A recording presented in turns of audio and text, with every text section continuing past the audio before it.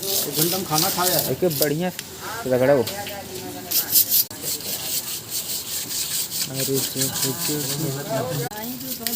अंदर पेंट होगी ना हो। ये जो ओल्ड मॉडल ट्रैक्टर थी इसका पेंट होकर कंप्लीट हो गया है और ये अभी इसका पूरा फुल नहीं पेंटिंग हुआ है। अभी इसका ब्लैक मारा गया है, इसके इंजन वाले पार्ट में मारा गया। अभी इंजन पार्ट इसका कंप्लीट हो गया है।